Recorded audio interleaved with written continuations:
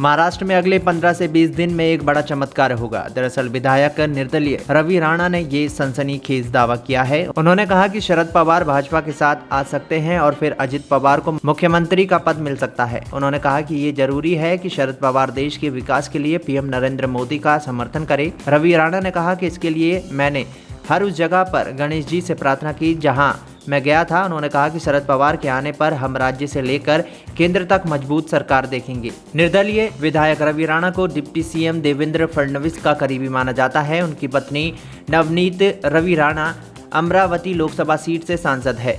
रवि राणा ने कहा कि मैं पिछले कुछ दिनों में कई गणेश पूजा पंडालों में गया। इस दौरान मैंने भगवान से प्रार्थना की कि शरद पवार देश के विकास के लिए नरेंद्र मोदी का समर्थन कर दें। उन्होंने कहा कि ये चमत्कार 15 से 20 दिन में हो जाएगा।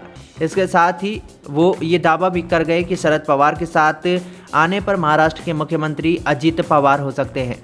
उन्होंने कहा कि राजनीति में तो कुछ भी संभव है। देवेंद्र फडणवीस सीएम हुआ करते थे और वो डिप्टी सीएम बन गए। अजित पवार नेता विपक्ष थे और वो उप मुख्यमंत्री बन गए। एकनाथ शिंदे शहरी विकास मंत्री थे लेकिन अब मुख्यमंत्री बन गए हैं। इसलिए ये कोई बड़ी बात नहीं कि अजित पवार मुख्यमंत्री बन जाएं। यदि अगले 15 दिन में शरद पवार साथ आते हैं तो फिर अजित पवार मुख्यमंत्री बन सकते हैं। गौरतलब है कि रवि राणा और उनकी सांसद पत्नी नवनीत की उद्धव ठाकरे सरकार के दौरान गिरफ्तारी भी हो गई थी।